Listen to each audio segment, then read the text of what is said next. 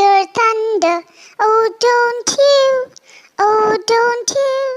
Pitter-patter raindrops, pitter-patter raindrops, I'm wet through. So are you. I hear thunder, I hear thunder. Oh, don't you? Pitter-patter raindrops, pitter-patter raindrops, I'm wet through. So are you. Hi, young learners. How have you been? I just sang this song, and it's a rhyme that all of us have learned and recited in our kindergarten classes. Do you remember? Do you? Yeah. What does it talk about? It talks about rain, right? Pitter patter raindrops. It talks about rain. Rain is something that everyone likes. It's a beautiful aspect of nature, don't you think so? The greenery around, the overflowing streams, pitter patter sound of the raindrops. Oh, it takes us into another world. The same thing, has happened to the poet Coates Kinney, who has beautifully depicted his feelings in the poem The Rain on the Roof. Okay, now tell me, what is that you love the most about the rains? Is it the smell of the earth?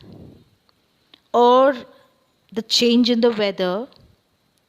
Or the nature that looks beautiful? Or the pitter patter sound? But the best part, you like is playing in the rain, don't you think so? When you were young, yeah, that's exactly how the poet also felt. And what has he done?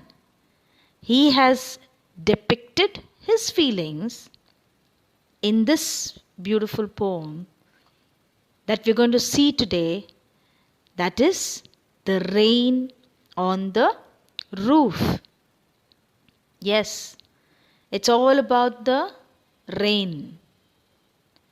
The poet is telling us about the memories that he has of the rain. So he's going to take you back to his feelings, to the sweet memories of his past. So I will be reading the poem line by line and then explaining it, and then we will be seeing to the literary devices of the poem. Hard words also will be given. Come on, get ready. When the humid shadows hover over all the starry spheres, and the melancholy darkness gently weeps in rainy tears. What do you mean by these 4 lines that has been given? When the humid shadows hover over all the starry spheres, and the melancholy darkness gently weeps in rainy tears. The poet is saying that when the humid shadows hover, what do you mean by that? Humid shadows hover. Humid shadows here, he refers to the dark clouds which are full of water. Don't you think so? The clouds is water. It's filled with water there. Yes. So the poet is saying that when the sky is full of these clouds, it's got that moisture. It is moisture laden. Moisture means what? And the eerapadam. because it contains water. So it is wet always. It is full of water. And because there is water there, it is about to bring rain. It brings rain from top, right? So when such clouds, when there is a dark cloud, you can imagine that very well shows that there is going to be rain. Have you all heard your parents telling you? See, வானம் கருப்பா இருக்கு. So இப்போ என்ன வரப்போகுது?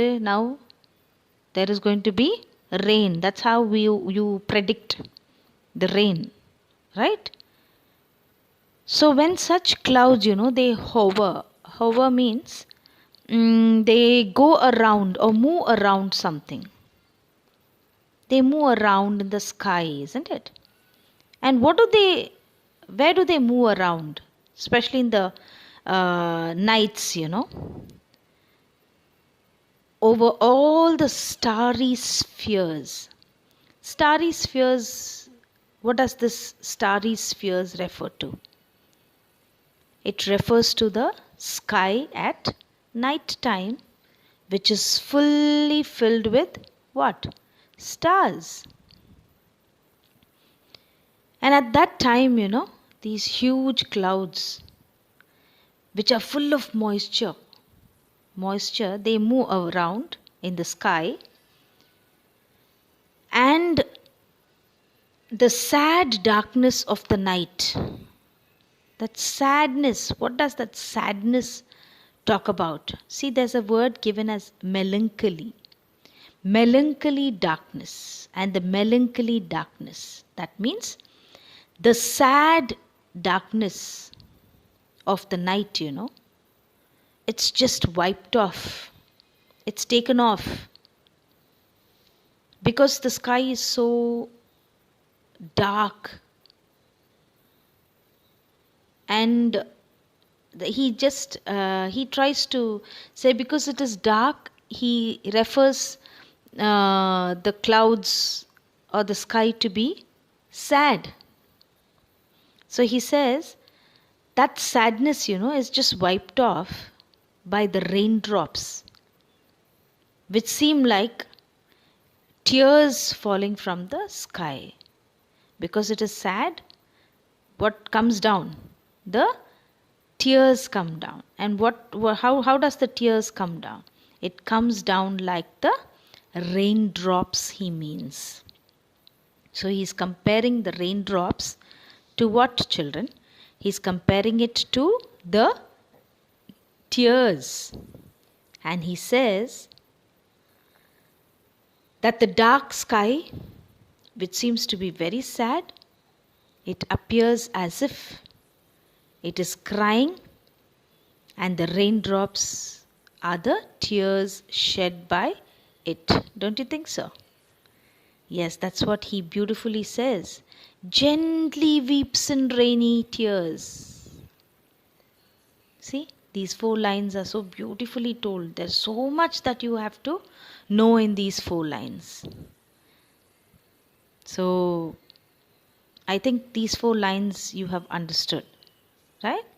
And let's go further. Let's see what happens next. What a bliss to press the pillow of a cottage chamber bed and lie listening to the patter of the soft rain overhead. Yeah. He actually calls it a blessing. It's a blessing for him, he says. But there's sadness in the sky, and it is actually coming down as rain. It is actually crying, he means. He calls the rain to be the tears. Raindrops to be the tears. But what does he says? For him, he adds that it is a blessing. What is that great blessing that he feels? What a bliss. Bliss means happiness, blessing. It's great joy to press the pillow, especially during the morning time. You just press your head on the pillow of a cottage chamber. What do you mean by this cottage chamber? Cottage means it's a house, a small house, and in that is a chamber. That's the bedroom he means. He means the bedroom. You sleep, no? In your bedroom. So he says it's a blessing, or it's so happy to press the pillow and sleep nicely on the bed. Just listening to the patter, the sound of the, he means, what is that patter, pitter patter, sound of the rain. He loves to just listen, to lie down, to press his head on the pillow of a cottage chamber on the bed, and just likes to listen to that sound of the soft rain overhead. Where does it fall? Does it fall on his head? No, it falls on the roof. That's why he calls it rain on the roof. So that feeling is so great, he means. It's so nice to just lie down and listen. Okay? Let's see to the meanings. Humid is something which is full of moisture, hover, move around something. Then comes melancholy. Melancholy is sad. Bliss is happiness. Chamber, cottage chamber is a bedroom. Chamber is a bedroom, a room. He means the bedroom. Okay? Yes. So I think I've given you. And patter is the sound being made by the rain. Okay?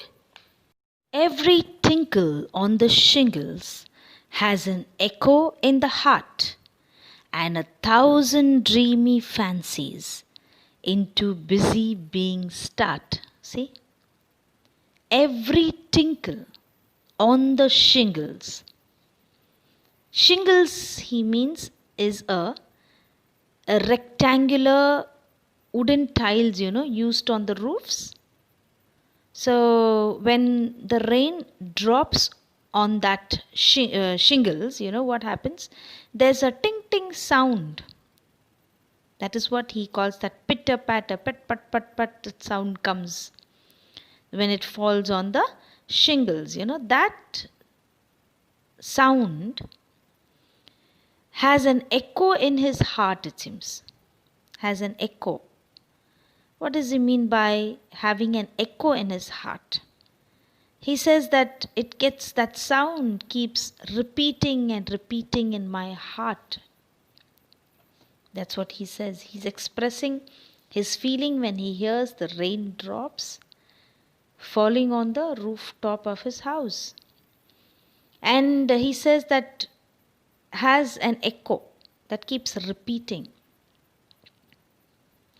And 1,000 dreamy fancies, it seems.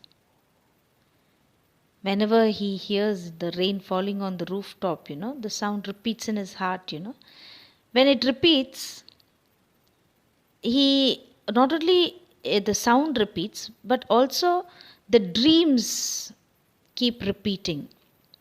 He has many different fanciful imaginations. He keeps imagining so many things when this sound comes. There are so many imaginations that he gets in his heart. So fanciful it is, he says. And he also says that this sound of the rain falling on the rooftop creates many new different dreams in his mind.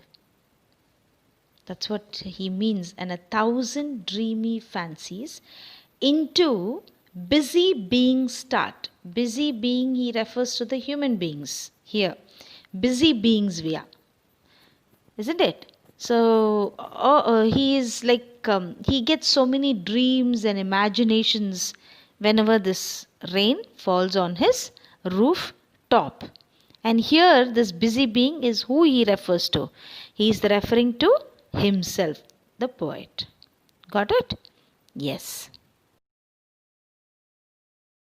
And 1,000 recollections weave their air threads into woof as I listen to the patter of the rain upon the roof. And 1,000 recollections. He recollects many memories of the past. It just keeps coming back into his mind, as dreams. When he listens to that pitter-patter sound of the rain upon the roof, this dream, see how beautifully he has described. He says, these 1,000 recollections, they weave their air threads into woof. They weave. ஒரு cloth-க்கு என்ன வேணும்? Threads வேணும் இல்லையா? So, like how it weaves into a woof. Woof is the thread woven across the loom. அந்த மாதிரி ஒன்று பின்னாடி ஒன்று like that it keeps, like how it has been woven, it's like that. The dreams just keep coming. So many, not only the dreams, there are thousands of recollections, the past memories keep coming, new dreams in his mind. He has many new dreams in his mind and memories of the past that keep coming back in the form of dreams. So beautifully he describes, isn't it? So I guess you have understood the first stanza and the second stanza, right? Okay, children. Let's see to the meanings. Shingles, a rectangular wooden tiles used on roofs. And then comes echo. Echo, it is the repeated sound, isn't it? Then comes busy being. What do you mean by busy being? Busy being refers to the human beings. And here it is the poet himself. He's talking about himself. He refers to himself. Okay? And then woof is the thread woven across the loom. Come on, let's see to the last stanza now. Now in memory comes my mother, as she used in years agone, to regard the darling dreamers ere she left them till the dawn. Here the poet is actually introducing his mother. He says that he is dreaming of his mother. The previous stanza tells us that the rain brings memories of the past, isn't it? So, what do you think those past memories are? It is actually the memory of his mother. That's what he says. Now in memory comes my mother, as she used in years agone. He's talking about his mother who is no longer alive. And in the past, she used to just love him a lot.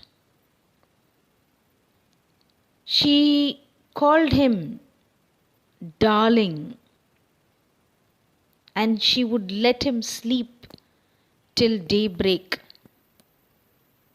And he had sweet dreams coming. That's what she means. Darling dreamers. to regard. Regard means to respect his mother. And she used to call her children, as darling. And she just left them to sleep and to have sweet dreams till the dawn. The meaning of the word is the old poetic word, for before. Before. Means before. Dawn means it is daybreak. Dawn is daybreak. So she used to leave them to sleep, and I guess the poet is actually missing his mother. So all her memories as to how she used to love him, how she used to take care of him, he was reminded of all that. That's what he says in the previous stanza, that 1,000 recollections weave their air threads into woof. So all this he's been reminded of. Right? Yes. Oh, I feel her fond look on me as I list to this refrain, which is played upon the shingles by the patter of the rain. Oh, I feel her fond look on me as I list to this refrain, which is played upon the shingles by the patter of the rain. The poet can still feel that his mother is looking at him as he listens to the song made by the raindrops falling on the rooftop of his room. That's what he says. I still can feel my mother looking at me. See, she looks at me. As I list is the old poetic word for listen. Listen. List is listen. As I'm listening to this, I still feel that she is looking at me. To this refrain. Refrain is the repeated part of a song or a poem. What is that repeatedly coming? The repetition is what? The sound of the rain. Here it is the sound of the rain. And where is it played? It's played on the shingles. You know what shingles are. And what is that sound? By the patter of the rain. That is why the poet is moved by the sound of the raindrops that falls on the shingle of his room. Whenever he hears this sound, it brings back what? Memories of the past, and he is reminded of his mother. Don't you think so? So it's a beautiful poem. It is just so many thoughts just flash through your mind, isn't it? As you hear this melody of nature. Yes. So you too love rain. So the whole poem is so beautifully been written by the poet Coates Kinney. Right? So I hope you liked the poem. After this, I am going to read out the last stanza's meanings, and then we will see to the literary devices in the poem. Is the old poetic word for before. Dawn, daybreak. Refrain is repeated part of a song or a poem. And then list is the old poetic word for listen. Got it, children? Yes. Now what you're going to do is, I want you to open your books or turn to page number, you have to turn to page number 41, and the poem is there, Rain on the Roof. So as I am doing with the poetic devices, you just can mark in your textbooks. Come on, get ready. And as I'm doing it, as I'm explaining, you have to mark it and see that you note down in your textbook with a pencil. Yes, come on. First, let's see to the rhyme scheme. Okay. See the first stanza, first line, and the last word let's take. Okay. Hover. Hover can be given as A. We'll name it A. Okay. Alphabet A. Then comes spheres. See if spheres rhyme with hover? No. So it can be named as B. B can be given. Then comes darkness. Does darkness go along with anything else there? No. So it is named as C or given C alphabet. Now see the fourth line, tears. Does it rhyme with anything else on top? Of course. Spheres and tears rhyme. So what is the alphabet given for spheres? The same will be carried by tears also. So B will be given for tears. B over here. Then comes pillow. Pillow, does it rhyme with anything?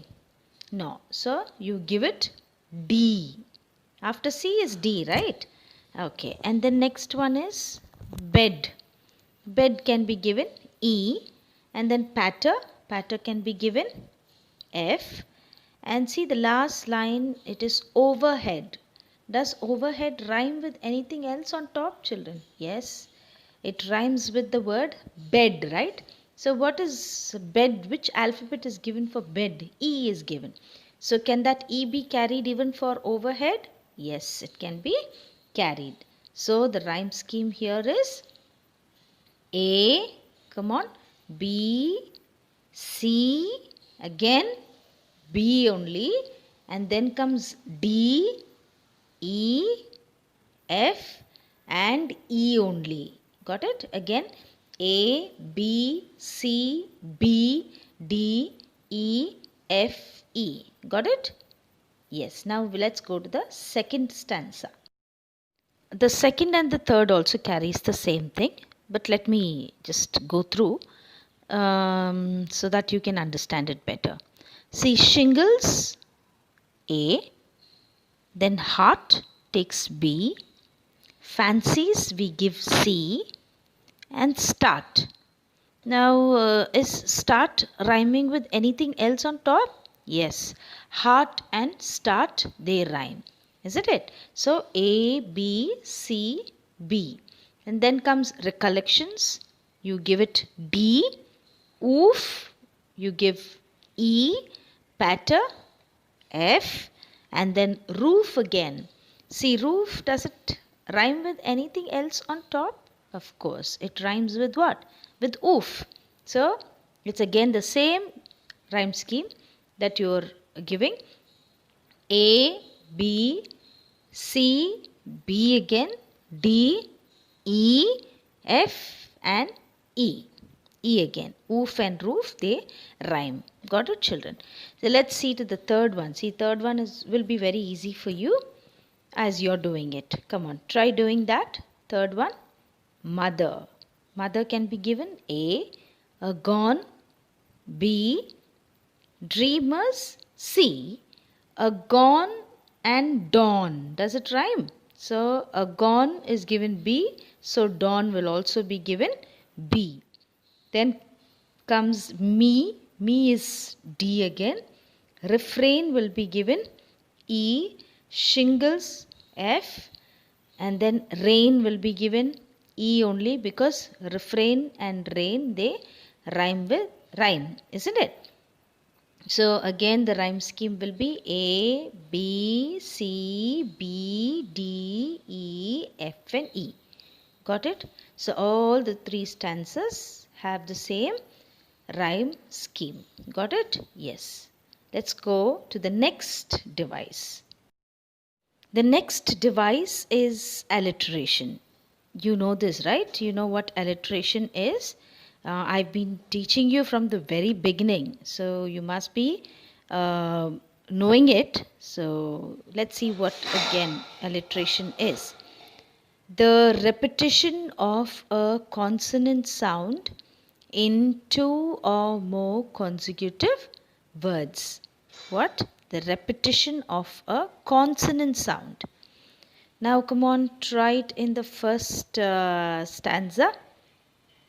See where it repeats.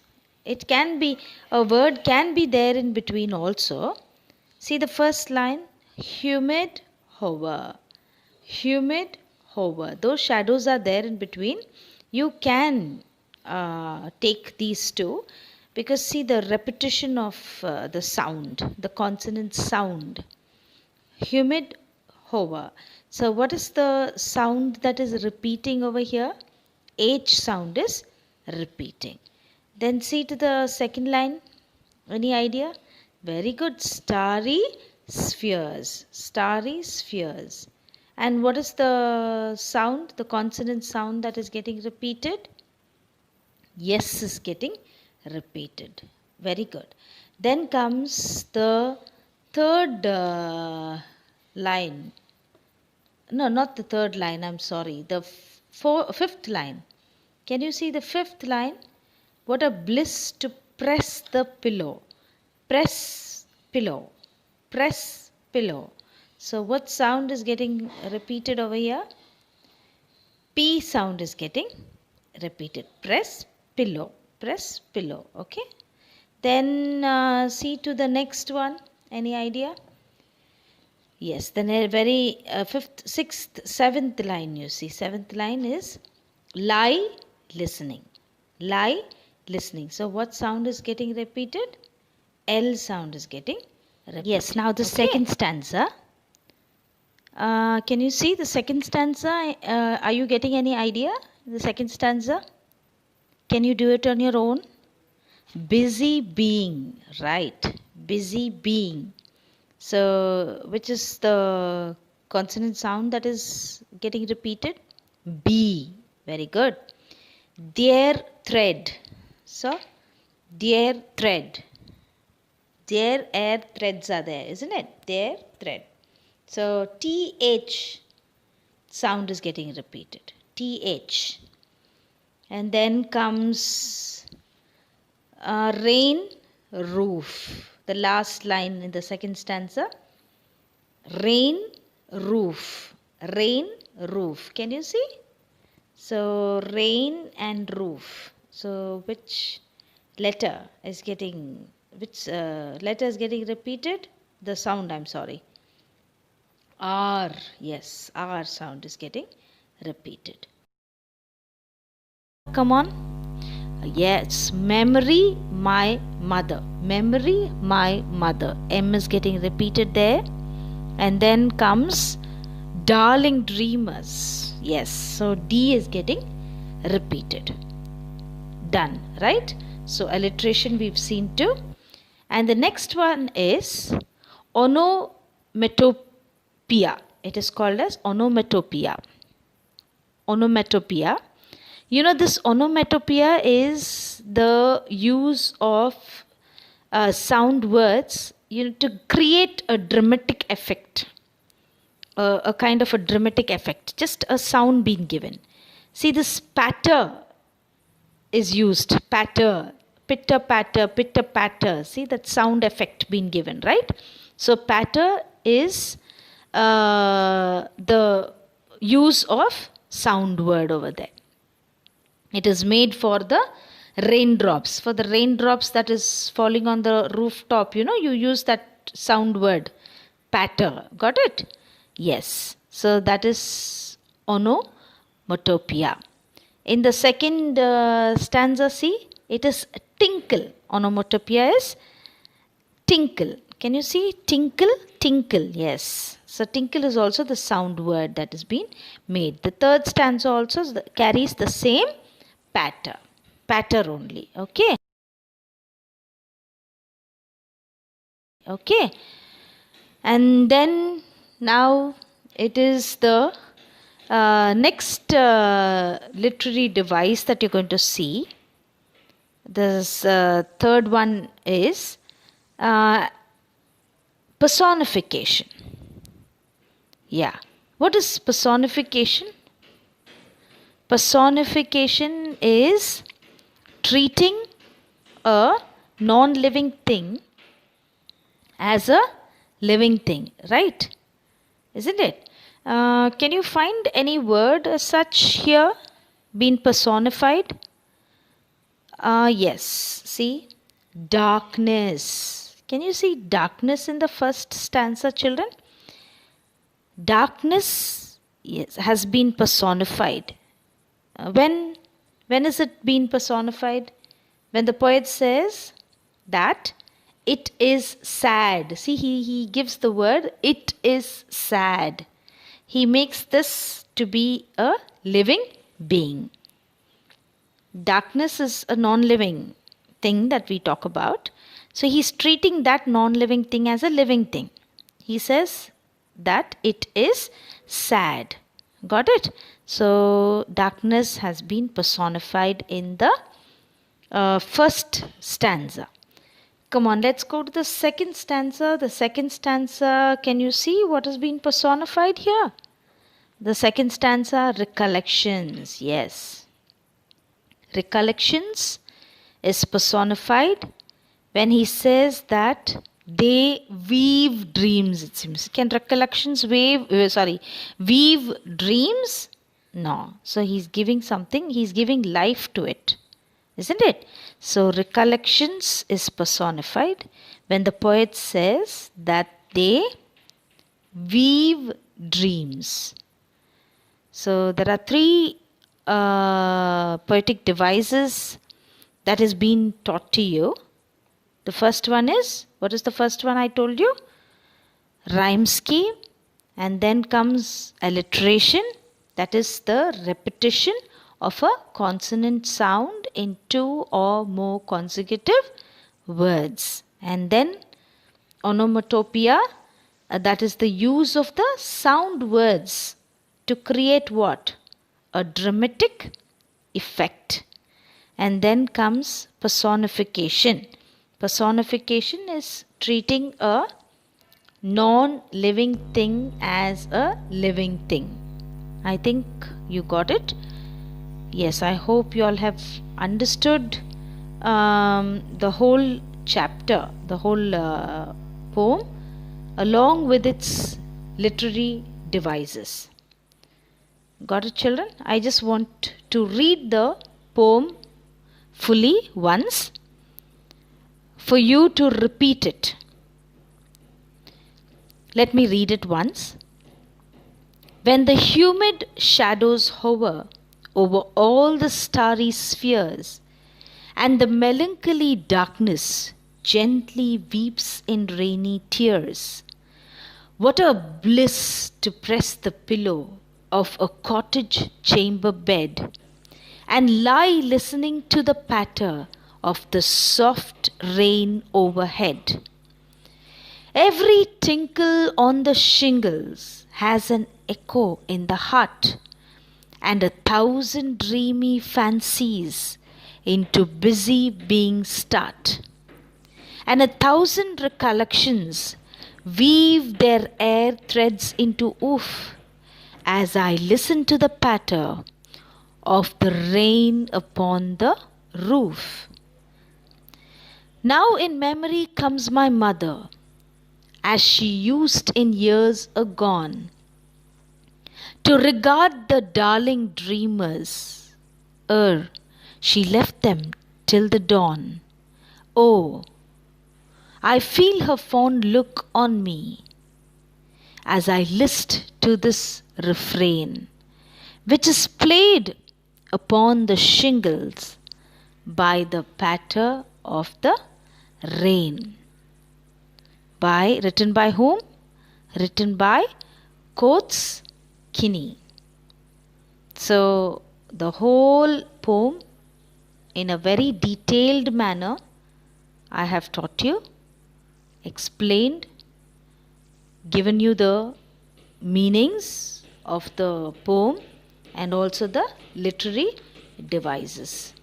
Can you just answer me two questions?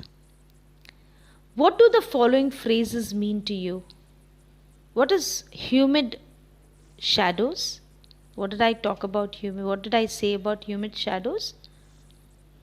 Humid shadow refers to what? What does it refer to? It refers to the dark clouds. Yes. And then what does this phrase starry spheres mean?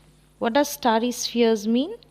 Starry spheres refers to the sky at the night time. Yes. What is bliss? Bliss is being blessed. Yes, it shows happiness, isn't it? Yes. What does the poet like to do when it rains? What does he like to do when it rains?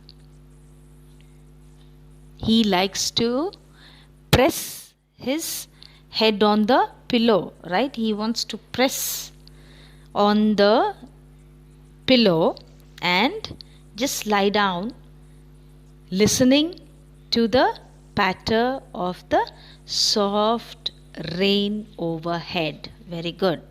Okay. So I think the whole poem has been understood by you. Is the poet now a child? Is his mother still alive? No, the poet is not a child. He's a grown up now. He's become a poet and he's writing the poem, right? And his mother was not, she was no more. She was not alive. Isn't it? Okay, I think I've done with the chapter.